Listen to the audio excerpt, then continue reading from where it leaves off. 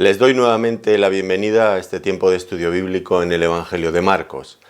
Vamos a ir juntos, si les parece, a las Escrituras y buscamos en el Evangelio de Marcos el capítulo 12 y haremos juntos una lectura desde los versículos 41 hasta el 44. Una porción muy interesante que trata acerca de la ofrenda de una viuda. Dice, por lo tanto, así la palabra del Señor, Marcos 12, 41.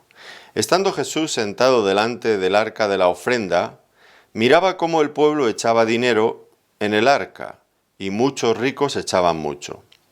Y vino una viuda pobre y echó 2 blancas, o sea, un cuadrante. Entonces, llamando a sus discípulos, les dijo: De cierto os digo que esta viuda pobre echó más que todos los que han echado en el arca, porque todos han echado de lo que les sobra, pero ésta, de su pobreza, echó todo lo que tenía, todo su sustento. Bueno, un pasaje realmente muy entrañable y que choca fuertemente con la última porción que estudiamos. Recuerdan que allí vimos a los escribas que, entre otras muchas cosas que el Señor criticó de ellos, pues decía el versículo 40, justo el anterior al donde hemos comenzado en nuestra lectura, que esos escribas devoraban las casas de las viudas y por pretexto hacían largas oraciones. Así que, frente a la avaricia y la maldad de estos escribas, ahora sobresale la devoción de esta mujer pobre que era una viuda. Es tan fuerte el contraste, creo que el evangelista intencionadamente presenta lo uno a continuación del otro para que podamos apreciar con mucha más nitidez este contraste. Y bueno, pues esta viuda seguro que conocía cómo actuaban los escribas. Ella misma, pues quizás había sido víctima en algún momento también de algunos de sus abusos. Y esto podría haber desanimado a esta mujer. El mal ejemplo de otros a veces nos desaniman a nosotros. Si en nuestra iglesia hay hermanos que lideran, que son pastores, y vemos un mal ejemplo por su parte, que tienen intenciones que no son nobles, pues esto nos puede desanimar. Un predicador que enseña la palabra, pero que luego pues no es coherente con su enseñanza, pues se nos van las ganas también a veces de ir a la iglesia. Podría ocurrir esto con facilidad. Y a veces los hermanos pues me confiesan que algo de esto les pasa, que hay situaciones en la iglesia que a veces pues les puede desanimar. Esta mujer es un ejemplo de lo que se debe hacer en esos casos. Y es que, a pesar de que ella conocía de primera mano muchas de esas actitudes malas que tanto desanimarían a cualquiera, ella, sin embargo, fue adelante y en ninguna medida disminuyó su devoción por el Señor. Es verdad, ella sabía que había personas como estos escribas, pues que habían elegido la religión como una profesión para enriquecerse, para ganar dinero. Personas deshonestas, de las que también el apóstol Pablo nos habla en primera de Timoteo, en el capítulo 6 y versículo 5. Pero ella, ya digo, fue adelante. Me recuerda mucho el caso también de aquella otra mujer en el Antiguo Testamento, de Ana, la madre de Samuel. Todo estaba en su contra cuando su marido Elcana cada año decidía que había que ir a Silo, a donde estaba el tabernáculo, para adorar. Y ella tenía tal cantidad de dificultades. Por un lado, Elcana tenía otra mujer, Penina, y esta mujer le irritaba a Ana constantemente. Por otro lado, Ana tampoco es que tuviera muchas razones para estar contenta y adorar al Señor, porque había sido privada de tener hijos. Y ya, para colmo de todos los males, pues allí en Silo estaban los sacerdotes, que incluso dice que dormían, que se acostaban con las mujeres que velaban a la puerta del tabernáculo en Silo. Un escenario peor es difícil de imaginar. Y sin embargo, esta mujer Ana adoró con todo su corazón allí. Y el Señor le dio lo que deseaba. Pero qué difícil tenía que ser en esos momentos ir a servir al Señor. Pero esto es el tipo de cosas que, como ahora vamos a ver, son las que el Señor valora y las que debemos de nosotros también seguir, a pesar de que otros nos den un mal ejemplo, un ejemplo de todo lo contrario. Siempre les digo a los hermanos que en la iglesia siempre hay ejemplos buenos y a veces hay ejemplos malos también.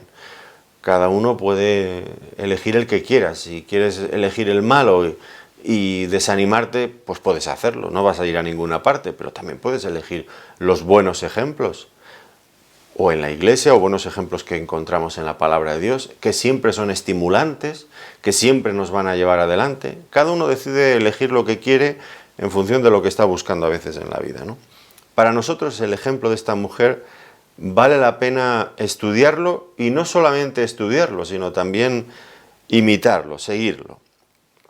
Bueno, como ven, el tema trata nuevamente acerca del dinero. Y este tema sale con mucha frecuencia en los evangelios. El Señor Jesucristo lo aborda una y otra vez, desde distintos ángulos, desde distintos prismas. Hagamos un recorrido muy rápido por algunos pasajes, aunque se podrían añadir muchos otros. ¿Recuerdan ustedes la parábola del hijo pródigo y también la parábola del mayordomo infiel? En esos dos casos fueron dos personas, tanto el hijo pródigo como este mayordomo infiel, que hicieron un uso indebido de unos bienes, de unas propiedades que no eran suyas. Simplemente, en el segundo caso era un administrador y en el primer caso era un hijo que realmente pues, tomó una decisión muy ofensiva contra su padre. Recuerdan también la historia del rico y Lázaro.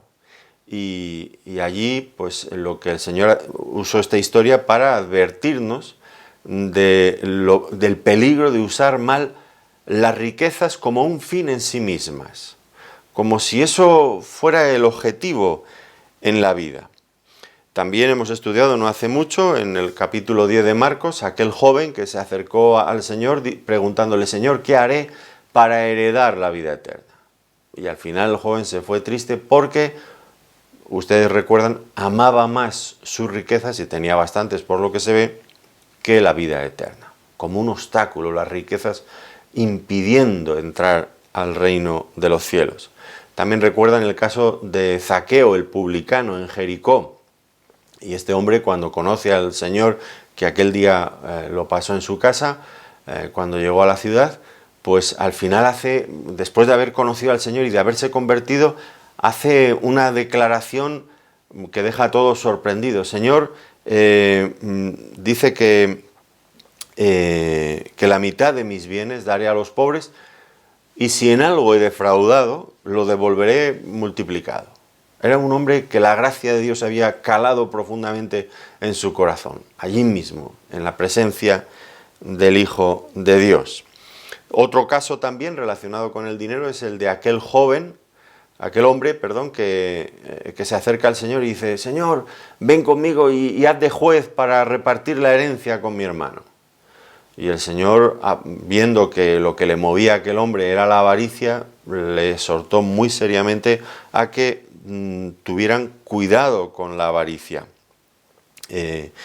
Y también le advirtió de la insensatez de confiar en las riquezas, que son las riquezas, desde la perspectiva de Dios y del creyente también debería ser así, pues son de mínimo valor en comparación con las riquezas espirituales de las que una y otra vez vamos a encontrar hablando a la Biblia. También recordaron el caso de aquel fariseo y aquel publicano de los que el Señor contó una parábola, que entran juntos al templo. Bueno, o entran están en el templo. Y el fariseo hace alarde: Señor, doy el diezmo de todo lo que gano. Y el Señor condenó su religiosidad falsa. Él pensaba que dando el diezmo pues ganaba la vida eterna, y dice que no salió del templo justificado, algo que sí que ocurrió en el caso del publicano. También la parábola de las 10 minas o de los talentos, pues son parábolas en las que se deja constancia de que la forma en la que usamos los bienes que el Señor nos da en este mundo, bueno, llegará el momento en que tendremos que rendirle cuentas, y en función de cómo los hayamos empleado, recibiremos recompensas o no, o una pérdida triste. También el Señor enseñó que nadie podía ser discípulo suyo a no ser de que renunciara a todo lo que poseía. Y sobre todo exhortó a sus discípulos a que se hicieran tesoros en el cielo, que es la única forma donde no se estropean, donde no se pierden, no se desvalorizan, donde están seguros, en el cielo. Como ven, hay muchas veces en las que el Señor habló del dinero desde distintos puntos de vista, y cada una de estas citas realmente tiene una enseñanza profunda para nosotros en cuanto al tema del dinero. Ahora, ¿por qué hablar tanto del dinero? Porque la cuestión es que el dinero es muy importante, Resulta ser un tema crucial para la persona. En todas las épocas, en todas las culturas, el dinero ha representado siempre una alternativa a la confianza en Dios. Siempre ha habido que decidir, en muchísimos casos, entre confiar en Dios y confiar en las riquezas. Seguir y buscar a Dios o seguir y buscar las riquezas. Y por supuesto la forma en la que usamos el dinero y el valor que damos al dinero, pues dice mucho sobre nuestra vida espiritual. Fíjense en algunas citas que encontramos en la palabra de Dios. En los evangelios, en primer lugar, 2 citas, y luego también en las epístolas, en una de las epístolas de Pablo. Dice en Lucas, capítulo 16 y versículo 13, lo dijo el Señor, ninguno puede servir a 2 señores, porque o aborrecerá al uno y amará al otro, o estimará al uno y menospreciará al otro. No podéis servir a Dios y a las riquezas. Se dan cuenta, ¿no? Como esta disyuntiva, esta cuestión de qué vamos a decidir. En Lucas 12:34 dice, porque donde está vuestro tesoro, allí estará también vuestro corazón. Y la cuestión volvía a ser lo mismo, ¿no? ¿Dónde está nuestro corazón? ¿Dónde lo ponemos? ¿Ambicionando riquezas o buscando la gloria de Dios? Y una cita de Pablo, 2 Timoteo capítulo 6 y versículo 10. Porque raíz de todos los males es el amor al dinero, el cual codiciando algunos se extraviaron de la fe y fueron traspasados de muchos dolores. Este versículo siempre he pensado mucho en ello, creo que ya lo he comentado tal vez en alguna ocasión, pero ¿cuántas personas han venido a España de otros países buscando enriquecerse? Ya lo sé que no todos los que han venido con esa finalidad, pero muchos sí, sobre todo antes, bueno, y ahora también. ¿Y qué situaciones tan dramáticas ha generado eso? Lo que dice este versículo, raíz de todos los males es el amor al dinero, el cual, codiciando a algunos, se extraviaron de la fe y fueron traspasados de muchos dolores.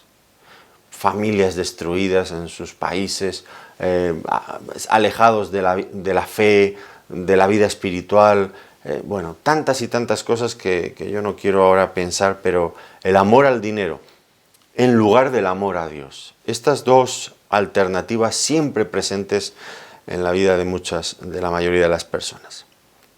Ahora, el Señor dice que miraba cómo el pueblo echaba dinero en el arca. Y bueno, pues esto viene a continuación de esas largas jornadas en las que los fariseos, los escribas, los herodianos, los saduceos, uno detrás de otro habían desfilado delante del Señor haciendo sus preguntas, buscando la forma de ponerle en apuros, y ante todos ellos el Señor había contestado perfectamente, y ya no solo desde una perspectiva intelectual, que los había vencido claramente, sino también desde la perspectiva espiritual, que es lo que más cuenta. Los había vencido. Había demostrado que estaban equivocados y que estaban lejos de la verdad de Dios, del corazón de Dios. Ahora el Señor parece cansado y se sienta en el templo, en un lugar desde donde se podían ver las personas que estaban ofrendando. Y el Señor miraba lo que las personas ofrendaban. Es verdad que nuestras ofrendas deben de ser discretas, secretas, tan secretas como que la derecha no sepa lo que hace la izquierda, y algo personal, de lo que no debemos de alardear ni los demás deben de saber. Sin embargo, aunque deben de ser secretas, nunca olvidemos que Dios siempre está mirando lo que ofrendamos. Aquí el Señor Jesucristo está mirando lo que cada uno de ellos estaban ofrendando. Y lo que observa el Señor es que muchos ricos echaban mucho. El Señor, por supuesto, no lo criticó, echaban mucho, eran ricos, pero tampoco despertó su admiración. ¿Por qué? Bueno, porque al fin y al cabo, como dice el texto, pues para estos ricos lo que ellos ofrendaban no representaba ningún tipo de esfuerzo o de sacrificio. Lo que estaban ofrendando era lo que les sobraba. Entonces, bueno, pues digamos que el Señor no lo criticó, pero tampoco despertó en él la admiración que sí que despertó, en cambio, esta mujer que se nos presenta ahora en la escena, una viuda pobre. Antes de que hablemos de su ofrenda, es importante que entendamos la situación en la que se encontraban las viudas en Israel en el tiempo del Señor. Y era una situación realmente bastante dura. Ellas habían perdido sus maridos, y en un país y en una época donde no había seguridad, pensiones, seguros sociales, planes asistenciales para personas desprotegidas, no había nada de todo esto. Entonces, pues la situación de estas mujeres, de las viudas, en Israel era muy difícil, muy difícil. Estaban desamparadas, muchas veces abandonadas y en tantas y tantas ocasiones víctimas de abusos también de otros. Si tuvieran algún hijo mayor que pudiera trabajar, porque para ellas era bastante complicado entrar en el mercado laboral, pues si tuvieran un hijo mayor que pudiera aportarles económicamente, pues su vida sería, sin lugar a dudas, mucho menos dura. Aún así, no sería fácil. Las viudas no lo tenían nada fácil en aquel tiempo. Siempre habría hombres con pocos escrúpulos que buscarían la forma de aprovecharse de ellas. Esto lo hemos visto, lo acabamos de leer en el estudio anterior. Estos escribas que como pretexto hacían largas oraciones y lo único que buscaban era ver cómo les quitaban lo poco que tenían.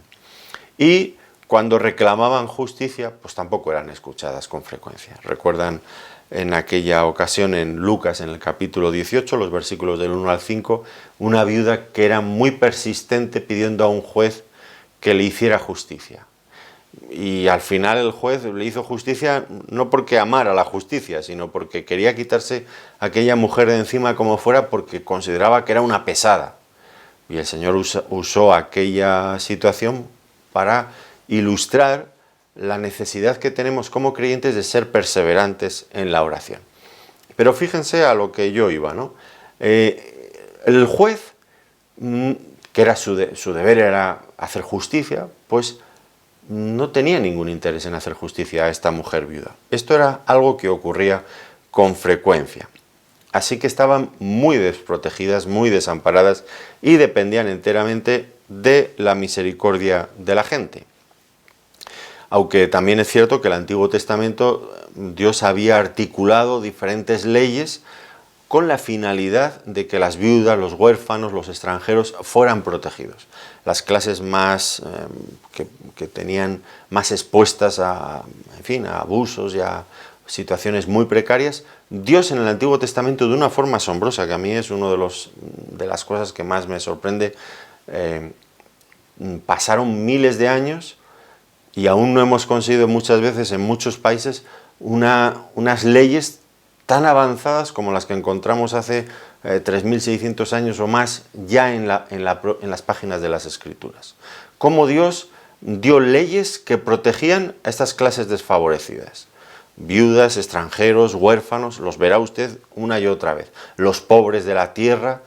Y Dios establecía ciertas medidas asistenciales para este tipo de personas. Es asombroso, cuando en aquellas sociedades hace miles de años esa gente eran muertos de la manera más cruel o eran abusados, en fin, era algo terrible.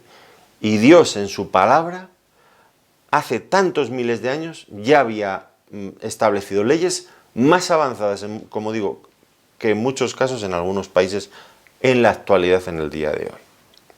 Así que, bueno, pues las viudas estaban protegidas por la ley del Antiguo Testamento y, muy importante también, en el Nuevo Testamento se repite el mismo asunto. Ustedes recuerdan que cuando comienza el libro de los Hechos de los Apóstoles, pues uno de los cometidos que tenía la Iglesia y en la que los propios apóstoles se involucraron fue en el cuidado de las viudas. De hecho, hubo un problema, creo que es en Hechos capítulo 6, porque las viudas de los griegos, que venían de habla griega, que venían de fuera, pues eran desatendidas en la distribución diaria, lo que quiere decir, evidentemente, que había una distribución diaria para las viudas y para aquellos que estuvieran necesitados. Lo mismo que el apóstol Pablo, creo que es en 1 Timoteo, en el capítulo 6, si no recuerdo mal, donde habla de cómo la Iglesia debe de atender también a las viudas que realmente son viudas. No sé si es en el capítulo 6 o en el capítulo 5, puedo mirar en un momento. En el capítulo 5 habla allí de esto. Bueno, pues eran personas, las viudas, que vivían de la misericordia de otros, que atendieran realmente los principios que dice la palabra de Dios. Pero era una vida muy dura, era bastante dura. Y ellas, al final, la gente es como es, van a lo suyo y muchas veces eran desamparadas. Por lo tanto, cuando usted lea en el Nuevo Testamento acerca de las viudas, muchísimas veces son puestas como ejemplo de personas que confiaban enteramente en el Señor y como un ejemplo también de vidas de oración y de devoción al Señor. Porque se daban cuenta que era el único recurso que tenían en quien confiar, en el Señor. Aunque el Señor había establecido también mecanismos, como digo, para que los hombres las atendieran. ¿Recuerdan ustedes a aquella mujer en Mateo, en el capítulo 2, cuando el Señor es presentado en el templo por sus padres? En el capítulo 2, versículos 30, en Lucas. En el capítulo 2 de Lucas, cuando el Señor es presentado, y allí aparece una mujer que creo que se llamaba Ana, pero ahora no recuerdo bien, en los versículos 36 y 38, sí, Ana profetisa, hija de Fanuel, de la tribu de Aser, de edad muy avanzada, pues había vivido con su marido 7 años desde su virginidad y era viuda hacía 84 años. No se apartaba del templo, sirviendo de noche y de día con ayunos y oraciones. Este es el ejemplo típico de una viuda en el Nuevo Testamento, una mujer normalmente que se dedica a esto. También es verdad que Pablo advierte de otras que habían perdido un poco el norte, pero una viuda es una mujer que tiene una vida muy difícil y que solamente ha encontrado refugio en el Señor. Este es el ejemplo como algo que ocurre, para lo que se utiliza mucho el concepto de las viudas y las propias viudas en la palabra de Dios, en el Nuevo Testamento. Ahora, vemos que esta viuda dice que era una viuda pobre, pero que echó 2 blancas. 2 blancas, hay que decir que era el equivalente a la porción más pequeña que su moneda pueda tener. En nuestro caso, en el euro, pues sería 1 céntimo. Nada, insignificante, algo que no soluciona nada. 2 céntimos, absolutamente nada. Y podríamos decir, qué poquita cosa, nada. Y sin embargo, pues esto que esta mujer hizo llamó mucho la atención del Señor y la elogió por ello. Ahora, fijémonos cómo lo poquito de esta mujer, que dio esta mujer, que lo dio para el Señor, con un corazón adecuado, por amor al Señor, cómo tan poquita cosa ha tenido un impacto tan grande. Ya no solo porque al Señor le pareció, lo elogió, sino también porque cuántas y cuántas personas a lo largo de los siglos, nosotros hoy estamos estudiando este pasaje, pues nos resulta realmente inspirador el ejemplo de esta mujer. Muy inspirador. y ha llevado a muchas personas en todos los siglos, a muchos creyentes, a entregarse y a entregar al Señor muchas cosas para su gloria y su honra. Fíjense, 2 blancas, que no era nada, y sin embargo el impacto tan grande que ha tenido a lo largo de los siglos. Y esto pues viene a confirmar algo que ya sabemos, pero que es importante volver a recordarlo una y otra vez. Y es que las pequeñas cosas en el reino de Dios son muy importantes. Cuando se hace algo, cuando cualquiera de nosotros hacemos algo, por pequeño que sea, pero lo hacemos con un corazón sincero, para el Señor, por amor a Él, Dios se va a encargar de multiplicarlo. Como aquellos pocos panes y peces que aquel muchachillo tenía cuando había una multitud de 5.000 hombres. ¿Tenéis algo para comer? Y buscaron entre todo y había allí un muchacho que tenía nada, lo que su madre le hubiera metido en el morral, en la mochila, y era pues para pasar el bocadillo. Nada. Y sin embargo, aquello en las manos del Señor se multiplicó para dar de comer a aquella inmensa multitud. El apóstol Pablo oraba pidiendo que le quitaran aquella prueba dolorosa que tenía, aquel aguijón en la carne. Y el Señor le dijo, bástate mi gracia, porque mi poder se perfecciona en la debilidad. Aquello que parece débil a los ojos de los hombres, en las manos de Dios siempre tiene un efecto impresionante, imparable, algo grande, algo grande. Por lo tanto, esto nos enseña una vez más a prestar atención a aquellos actos de servicio humilde que muchas veces los hermanos en la congregación hacen y que no reciben pues elogios ni admiración de nadie porque son actos sencillos, pero no lo olvidemos, démosles el valor que tienen, como el Señor se lo dio a esta mujer.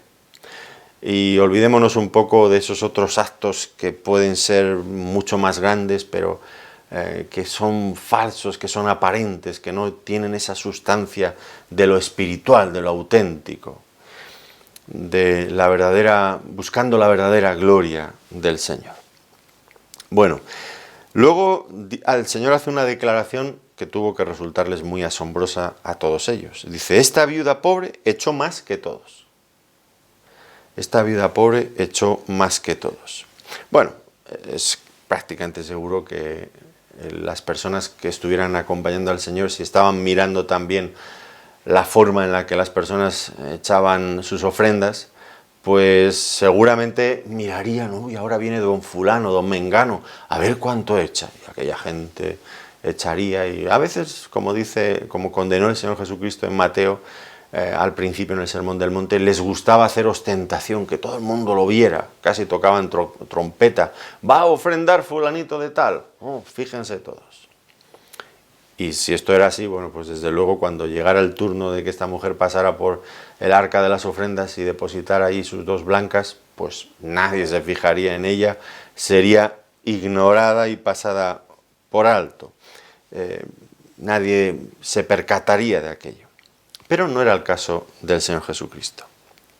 Al Señor sí que le agradaba esto. Y aunque en los últimos estudios hemos sido un poco negativos, bueno, es verdad, no daba para mucho más a veces, ¿no? Viendo la actitud de los hombres, cómo se enfrentaban contra el Señor Jesucristo, pues no teníamos mucho más que decir. Pero podríamos quedarnos con la sensación de que todo en Israel funcionaba mal. Y es verdad que a nivel institucional, lo que era la religión estaba profundamente pervertida en lo más profundo, en sus entresijos, del gobierno, del poder, del liderazgo, era terrible. Pero esto no nos debe de llevar a olvidar o a no darnos cuenta de que el Señor siempre miraba y valoraba y tomaba en consideración a muchas personas individuales dentro de ese pueblo, del pueblo de Israel, que sí que amaban al Señor y que sí que le servían con devoción, como esta mujer aquí.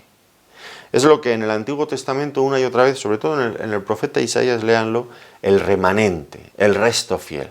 Dentro de esa masa grande que conformaba todo el pueblo, siempre había un remanente fiel, creyentes auténticos. Todos eran israelitas, pero no todos eran creyentes. Y eso, mucho me temo que hoy día está ocurriendo exactamente lo mismo. Ya no voy a hablar de otras iglesias, dentro de las iglesias evangélicas. Cada vez, y me encantaría estar equivocado, quizás no haya cosa que más me guste, en la que más me gustaría estar equivocado que en esta, pero me da la impresión de que en las iglesias evangélicas cada vez hay más creyentes nominales que se van a ir al infierno directamente porque no han conocido lo que es la gracia del Señor, no han nacido de nuevo, no tienen la vida nueva del Espíritu, y cada vez va quedando un remanente fiel mucho más pequeño, dentro de esa masa grande, que se mueve, que puede cantar muy alegremente, pero que no tienen la vida del Espíritu. No nos debemos confundir. Quizás yo estoy equivocado. Yo no hago ninguna afirmación porque no soy el juez de nadie. Es el Señor quien tiene que juzgar. Pero el Señor nos ha dicho que debemos de mirar estas cosas también y ser cautelosos con todo este tema, porque igual estamos diciendo que una persona es creyente y no tiene ninguna manifestación de los frutos del Espíritu. Se nos dijo que por sus frutos los conoceríamos. Y no le estamos predicando el Evangelio, le estamos diciendo, sí, tú ya estás listo para ir al cielo. Y directamente desde la puerta de la iglesia evangélica, como alguien ha dicho, sale un camino directo hasta el mismo infierno. En muchos casos. Y muchas personas se van por ellos, pensando que van a otro sitio, confiando en falsas cosas. Y tenemos que tener mucho cuidado con esto. Yo sé que hay predicadores que predican muy enérgicamente sobre este asunto y probablemente no les falte razón, no les falte nada de razón. Esta mujer era de ese remanente fiel dentro del pueblo de Israel que no se dejaba llevar por las injusticias, que no veía la religión de la misma forma que los líderes religiosos de aquel tiempo. Y ahora el Señor, como digo, hace esta afirmación sorprendente. Está echado más que todos los que venían antes que ella. ¿Cómo puede ser eso? Si al fin y al cabo los ricos habían echado mucho más que ella. Mucho más de 2 blancas, por supuesto. Pues aquí llegamos al quid de la cuestión, a la clave del asunto. Y es que el Señor no mira la cantidad del donativo, sino que lo que Él mira es el corazón con el que se da ese donativo, esa ofrenda. Qué importante es esto. Y aquí tenemos importantes lecciones que considerar. Al menos vamos a ver rápidamente 8 aspectos diferentes de esta ofrenda, puesto que el Señor la elogió y la dio por muy buena, pues para nosotros tiene que ser inspirador y también normativo. Es decir, si queremos ofrendar agradando al Señor, tendremos que seguir las pautas que nos encontramos en este pasaje. Por eso vamos ahora a ver algunos de estos aspectos que creo que son importantes. La primera cosa que vemos en la ofrenda de esta viuda, y que es importante, es que hizo una ofrenda voluntaria, no por obligación. Fijémonos en que dice que dio todo lo que tenía. Y en ninguna parte del Antiguo Testamento donde se legislaba acerca de las ofrendas que los israelitas debían de dar, los diezmos y otra serie de cosas más que había allí, pues en ningún caso se le exigía a una viuda que diera el 100%. Esto no era algo que una viuda tuviera obligación. Por lo tanto, si ella dio todo lo que tenía, es porque lo dio voluntariamente. No lo hizo por obligación. Ya saben ustedes que en Israel estaban las ofrendas obligatorias, ofrendas, como digo, el diezmo, pero también primicias, también las ofrendas por el pecado y otra serie de cuestiones que había que llevar constantemente al templo, en fiestas importantes. Eran ofrendas obligatorias. Pero luego también había ofrendas voluntarias. Un israelita quería consagrarse al Señor, quería ofrendar al Señor de corazón. Eso eran ofrendas voluntarias. Esas no estaban reguladas, no tenías que dar tal cantidad o tal cosa concreta en tal fecha especial. No, eran voluntarias. Y esta mujer presenta su ofrenda voluntariamente, no por una imposición, no bajo presión. El apóstol Pablo exhortaba a los creyentes en Corintio en este mismo sentido. Fíjense lo que dice en 2 Corintios 9:5. Dice, como de generosidad les dice, y no como exigencia nuestra. Luego también en el versículo 7 añade, cada uno dé como propuso en su corazón, no con tristeza ni por necesidad. Es decir, Pablo estaba un poco teniendo la idea, visualizando delante de él el hecho de que llegara a Corinto, que ya de antemano se habían comprometido a hacer una ofrenda, y que se hubieran descuidado en el asunto, que realmente no estuvieran preparándose, no estuvieran preparando esa ofrenda. Y que luego cuando él llegara ellos dijeran, ahí va, está aquí y no hemos hecho nada. Y entonces por obligación y a toda velocidad pues empezaron a buscar el dinero. Dice, no, tiene que surgir de generosidad, como de corazón. No porque nosotros estamos ahí y ahora tenéis el compromiso.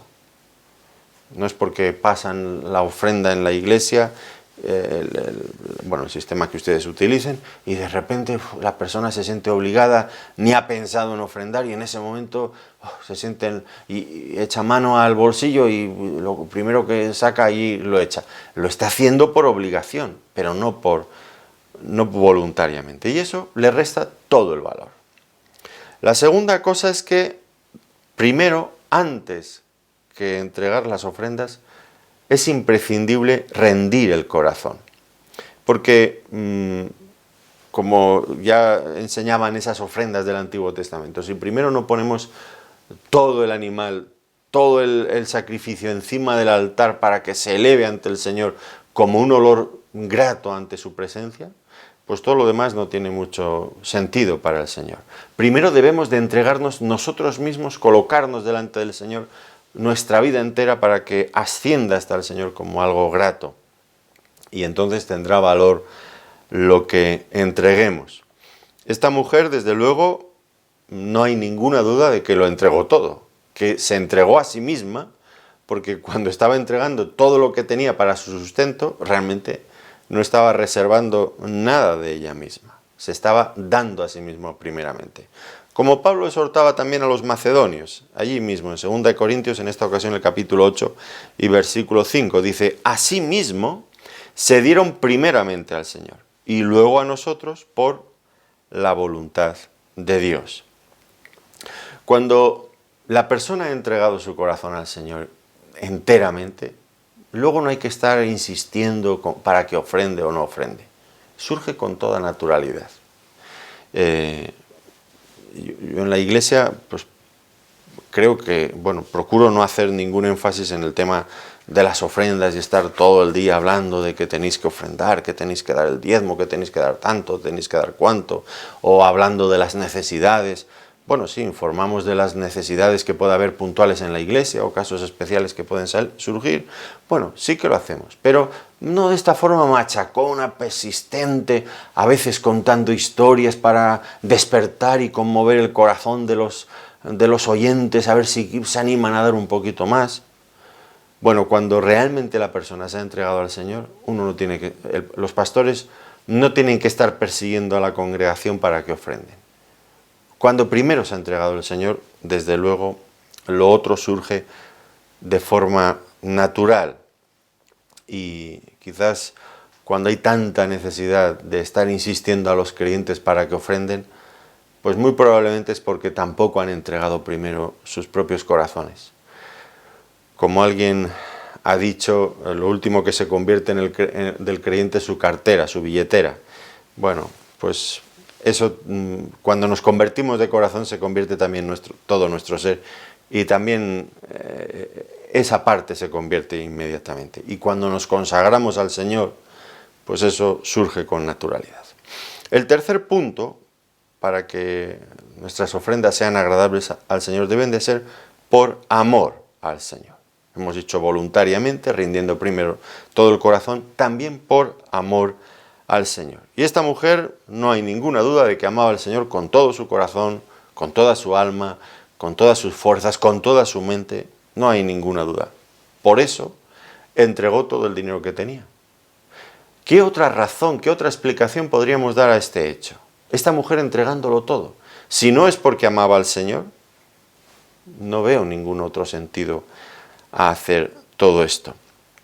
Amaba al Señor y además tenía un concepto muy claro de quién era el Señor. El Señor, todo lo que tengo le pertenece al Señor. Y además el Señor es digno de todo lo que tengo y soy.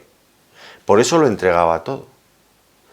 Esta cuestión, ¿no?, de amar al Señor, de tener un concepto elevado de quién es el Señor, Al Señor pertenece todo lo que tenemos, el Señor es digno de todo lo que tenemos. También otra de las características, la cuarta, de una ofrenda agradable al Señor debe ser con sacrificio y abnegación. Dice que esta mujer dio todo su sustento, no como habían hecho los que habían pasado antes que ella, que habían dado lo que les sobraba, no. Ella dio todo su sustento. Recuerdan también el caso del rey David, cuando el ángel exterminador estaba, en fin, una peste por algo que David había hecho y estaba aniquilando al pueblo. Bueno, llegó allí a un lugar y el ángel estaba con la espada desenvainada y David se da cuenta que está allí y quiere aplacar la ira del ángel y va a presentar unos sacrificios. Y entonces esto está en 2 de Samuel, un pasaje que es importante, 2 de Samuel 24, es que no me acuerdo ahora del nombre, lo tengo en la mente pero no me sale. Araúna estaba allí en Jerusalén, en el monte Moriah, pues allí estaba el ángel y entonces David quiere ofrecer allí mismo, donde se ha detenido el ángel exterminador, quiere ofrecer un sacrificio y le dice a Araúna Jebuseo, le dice, yo te compro, quiero ofrecer aquí, y Araúna le dice, no, yo lo cedo al rey, la tierra, los bueyes, todo. Y dice David, no, dice David, porque no ofreceré a Jehová mi Dios holocausto que no me cueste nada. Yo voy a darte lo que corresponda. No ofreceré al Señor algo que no me cueste nada. Este pasaje es muy interesante porque a raíz de ahí es el lugar donde se ubicó posteriormente el templo en Jerusalén, tan famoso, tan importante hasta el día de hoy. Bueno, hoy ya no hay templo, hay solamente el muro de las lamentaciones a un lado, ¿no? Pero eso es el lugar de la construcción. Fue precisamente, se determinó que habría de ser allí por este incidente. Pero bueno, no es de eso de lo que yo quiero tratar ahora.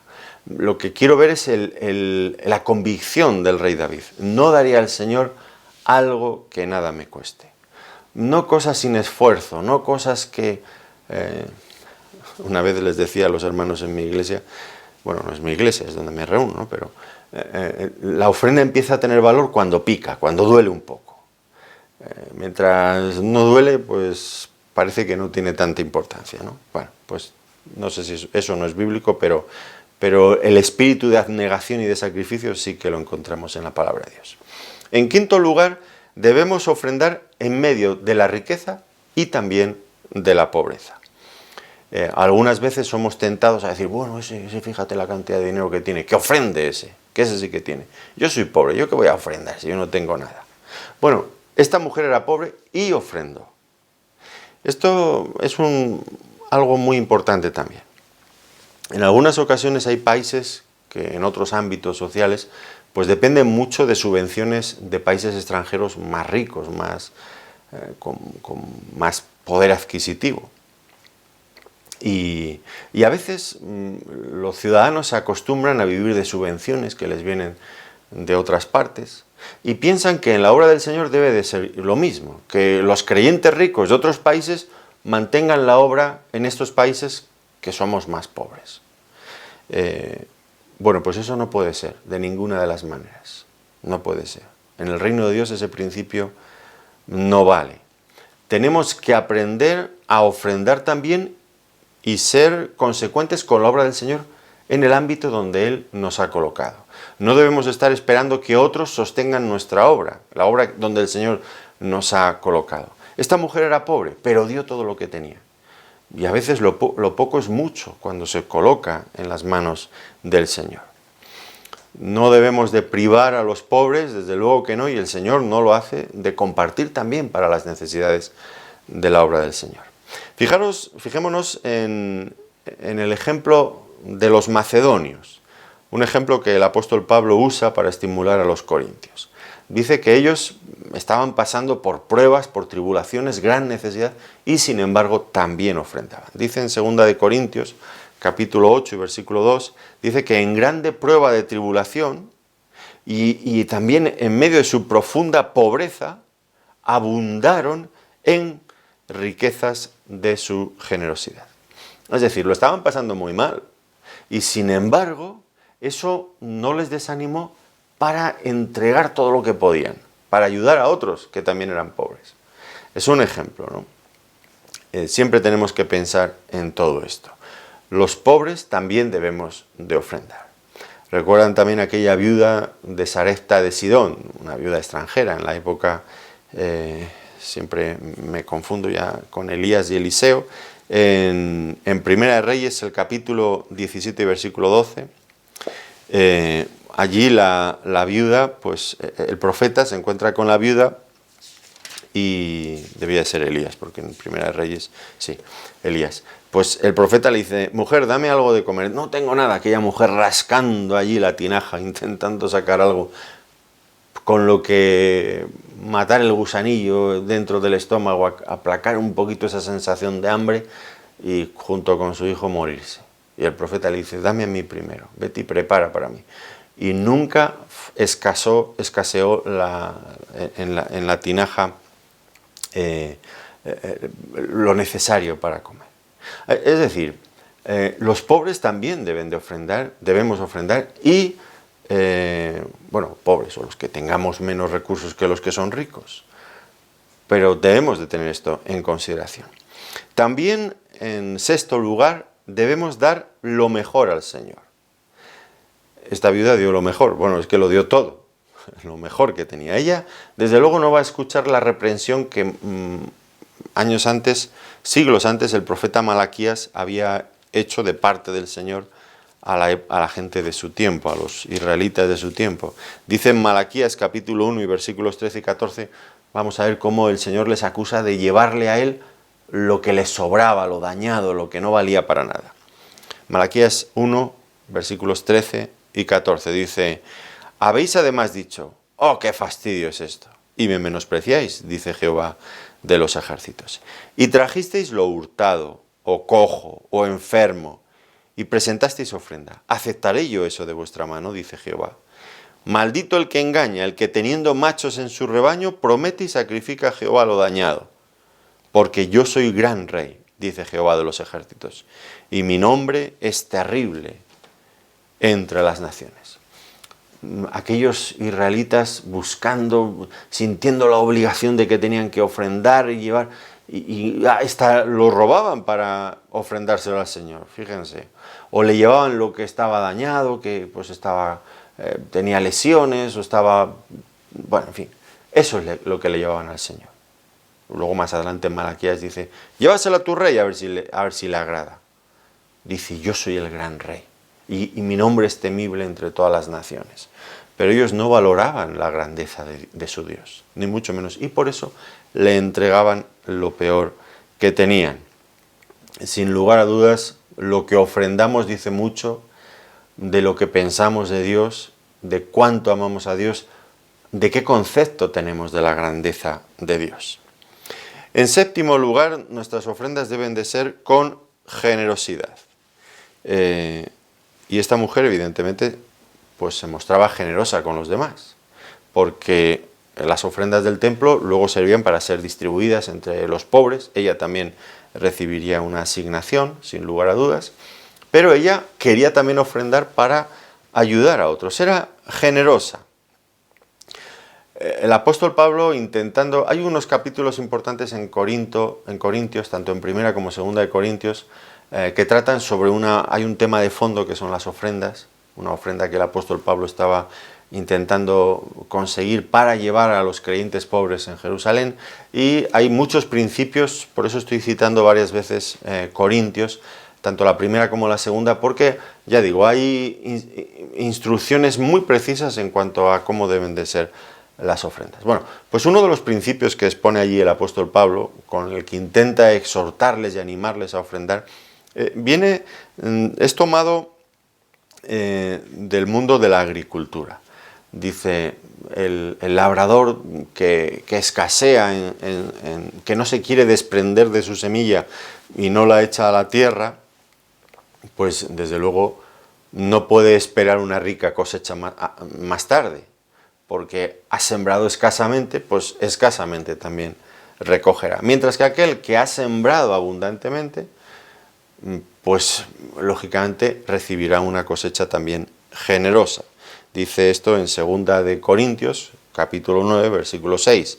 El que siembra escasamente también segará escasamente, y el que siembra generosamente, generosamente también segará. Ahora, hay que tener un poco de cuidado también con este asunto, porque no debemos de ofrendar pensando en la recompensa. Sé que este pasaje se utiliza muchas veces para estimular a los creyentes a pensar en la recompensa. Tú ofrenda y ya verás qué recompensa vas a tener. Y eso sería una equivocación, porque hay personas que piensan realmente así, como si estuvieran intentando comprar el favor de Dios. Yo ofrendo para que Dios me lo devuelva multiplicado por 100 veces más. Y entonces, ¿por qué ofrendamos? ¿Por amor al Señor o porque queremos que el Señor nos enriquezca? Bueno, pues el enfoque que hagamos de las ofrendas podemos llevarnos una desilusión muy grande, porque al final el Señor no va a ceder a nuestras pretensiones. Si lo hacemos simplemente como un medio de comprar el favor divino, pues estamos totalmente equivocados. Y sospecho que hay algunas iglesias donde este énfasis que hacen en el diezmo, bueno, tú da y ya verás cómo vas a recibir mucho más. Pues yo no digo que sea mentira, porque el pasaje lo acaba de decir, el que siembra escasamente, escasamente segará, y el que lo hace de la otra manera, pues será también muy diferente. Pero eso que es verdad, hay que tener cuidado de que nuestras motivaciones no sean simplemente mercantilistas, que queremos conseguir del Señor más. Eso sería triste, triste. ¿Por qué? Porque no habríamos entendido nada. El favor de Dios no se consigue, no se compra. Todo lo que recibimos del Señor es por gracia. Y el Señor quiere bendecirnos. Ahora, intentar comprar el favor de Dios, pues es inadecuado, porque el Señor nos ama. El Señor ama a todos los hombres, el Señor ama a los creyentes, a sus hijos, por supuesto que sí. Y este énfasis en, tú da que ya verás, libera las bendiciones de Dios con tu ofrenda.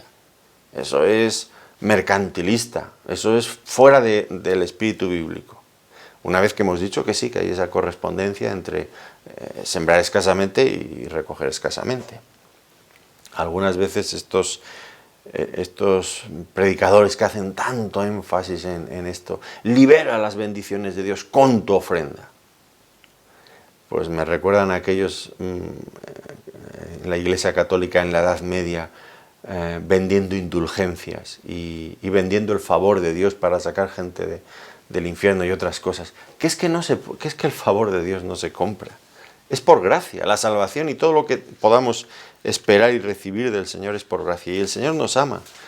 El ofrendar es un privilegio que tenemos como creyentes, que nos lleva a ser colocados por el Señor en una posición de dignidad que no merecemos. Ser colaboradores del Señor en su obra, en su reino. Pues el Señor no necesita nada de nosotros. Si del Señor es la tierra y su plenitud, ¿qué va a necesitar de nuestras pequeñas monedas o billetes? Pues eso no aporta nada al Señor. El Señor es todopoderoso. Pero Él nos permite colaborar y eso nos coloca en esa posición de dignidad, colaboradores del Dios eterno. Pero usted se imagina lo que es esto. Y nosotros a veces intentando comprar el favor de Dios. Somos ridículos muchas veces. La octava cosa es que una ofrenda que agrada al Señor debe ser con fe y con confianza en el Señor. Estoy convencido de que muchos criticarían a esta mujer por una falta de previsión. Ya tenía una economía muy maltrecha, pues si encima lo daba todo, pero ¿y esta mujer de qué iba a vivir? Ya saben ustedes, los racionalistas. Esta mujer está firmando ya su muerte. ¿Dónde va esta mujer? Entregando todo lo que tenía, sin no quedándose con nada. Bueno, esta mujer está claro que dependía del Señor porque confiaba en el Señor. Y los racionalistas muchas veces confían en el dinero que tienen en su cartera y no confían en nada más que eso.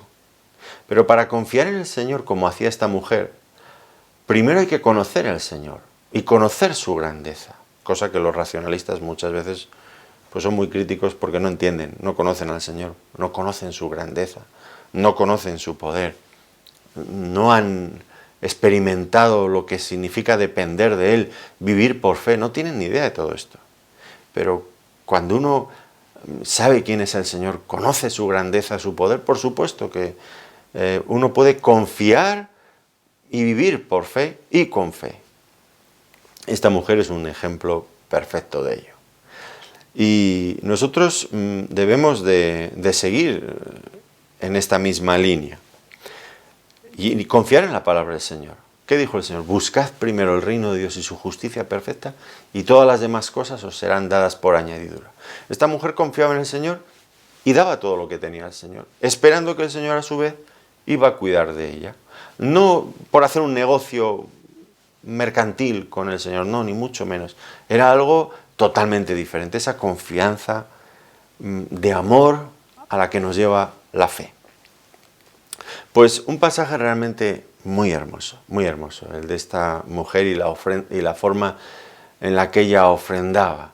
No dando un poquito y quedándose con el resto para, bueno, ya he dado esto para el Señor, ya he justificado que he cumplido, el cumplimiento. Algunos dicen, ya sé que esto no es así, ¿no? Pero el cumplimiento, cumplo y miento. Ya he cumplido, ya he dado la ofrenda, el diezmo, ahora me quedo el 90% para mis caprichos. No es esto. Esta mujer es una mujer que va a otro nivel, que nos enseña muchas cosas.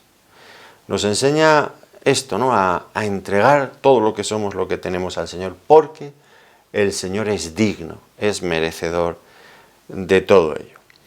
Ahora, hay que tener cuidado, porque el ejemplo de esta mujer es muy hermoso para admirarlo, para hablar de él, pero es difícil imitarlo. Y lo que nos interesa es seguir este ejemplo. No solamente admirar este ejemplo, sino seguir este ejemplo. Y seguirlo como esta mujer usaba el dinero, ¿no? Allí en el templo, para el Señor. Muchos creyentes no tienen ningún problema en gastar grandes cantidades de dinero sin mucho propósito cuando se trata de sí mismos, gastarlo para ellos mismos. No les duele, no les importa. Pero cuando llega el momento de dar algo para el Señor, cómo se lo piensan, cómo miran y remiran el dinero para ver cuánto van a dar finalmente. Bueno, esto es una enfermedad del corazón humano. Y el Señor advirtió muchas veces contra ello, contra esa enfermedad, contra la avaricia, contra la codicia, contra el amor al dinero que pierde al hombre, como ya hemos mencionado. Debemos de seguir el ejemplo de esta mujer, sí, imitarlo, pero aún hay otro ejemplo infinitamente mejor que el de esta mujer, infinitamente mejor. ¿Cuál? Pues una vez más, el ejemplo de nuestro Señor Jesucristo. Y ese sí que es verdaderamente inspirador, poderosamente inspirador, el ejemplo de nuestro Señor Jesucristo. Está en la línea de lo que hizo esta mujer, pero es que llega a unos niveles superiores, infinitos. Está en otra órbita. Dice en Efesios capítulo 5 y versículo 2, dice, andad en amor como también Cristo nos amó y se entregó a sí mismo por nosotros. Ofrenda y sacrificio a Dios en olor fragante. No es que ofrendó algo de lo que tenía, sino que entregó su vida a Dios. Recuerdan, antes hemos hablado de los sacrificios que se colocaban encima del altar, como una especie de ilustración de lo que debería de ser nuestra vida de consagración. Decimos además, tenemos esta expresión en España, no sé si en otros lugares también la tienen, poniendo toda la carne en el asador. Todo lo que somos, cuando vamos a hacer un esfuerzo grande, lo di todo. Bueno, pues esta es la idea, ¿no?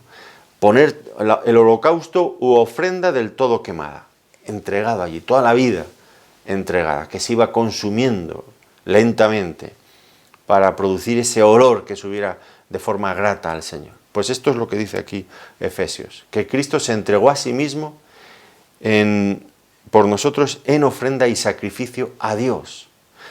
Todo lo que era se entregó al Señor. Y en 2 Corintios, una vez más, en el capítulo 8 y versículo 9, uno de mis versículos favoritos. Ya conocéis la gracia de nuestro Señor Jesucristo, que por amor a vosotros se hizo pobre, siendo rico, para que vosotros con su pobreza fueseis enriquecidos. Él se hizo pobre siendo rico, para que nosotros en su pobreza seamos enriquecidos.